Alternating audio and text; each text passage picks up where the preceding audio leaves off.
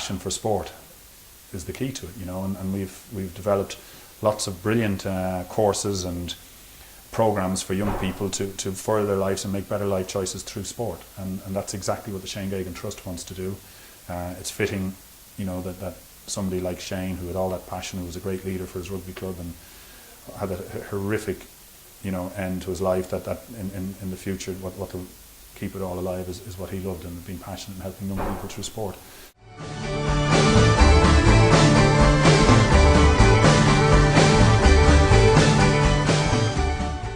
Well, the event is important for the family, because our aim when we set up this trust back in October was we wanted to do something positive as a response to Shane's murder.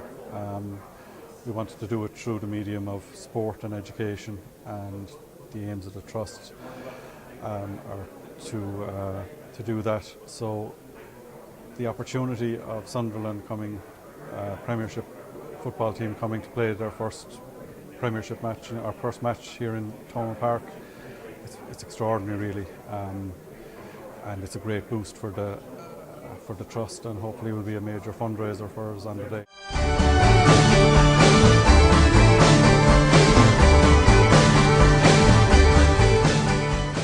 Absolutely, managers came in, we got ourselves in an awful logjam after Roy left. We got ourselves a little bit in trouble. Ricky got us out of it on the last day, and we were stumped a little bit last year, and Steve Bruce has come in and done a terrific job.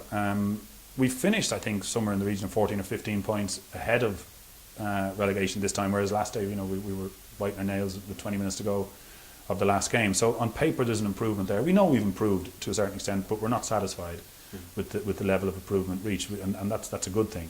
That's not me giving out. That's the way we all feel at the club, that we all have to put our shoulder to the wheel a bit harder this year. I think, Steve, biggest concern, people will talk about transfers and bringing it all in, yeah, we've made transfers in the past. We've done a lot of activity, but I think the biggest concern to Steve, in talking to him at dinner with him after the game Sunday night, would be how can we beat Liverpool, how can we beat Arsenal, how can United score in injury time, how can City score in injury time to get a draw, how can Everton score in injury time to get a draw, how can we beat Spurs off the pitch. All these teams up there, help me go to Villa Park and play so well and get something at Villa, and then we can go to places like Burnley and get beaten off the park, you know. So we've something to get over ourselves. You think, you know, the Dubs have it hard, you know.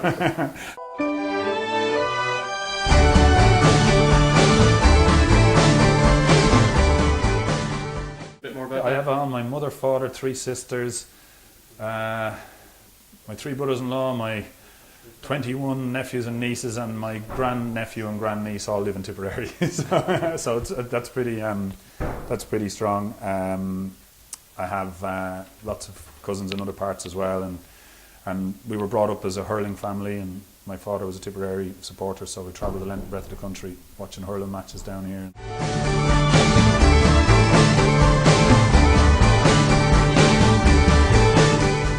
It depends whether the manager wants an out goal scorer to come off the bench and to kind of, we used to call it snibbling in my day in Dublin, that would hang around and try and poke you a goal, or does he want someone who's going to be linking up with the other players, you know, Heskey or what have you, Bobby's Moore type player. So I don't know, I'm not so sure where the manager's thoughts are on that. But yes, you know, without Darren we'd have had a really bad year. That's a curious way of looking at it. Maybe someone else might have come to the breach, but he was terrific for us. He wanted to come. He's got a great heart, a great passion for Sunderland. His desire to be there and to be the hero of 3,000 people every week. That's what makes him stand out in my eyes, and that's why goals come. You know, if he was there wishing he'd be in London, he might have got 8 or 9 goals and complained that he couldn't settle, but not Darren. He's been exemplary, and a big pat on the back for him.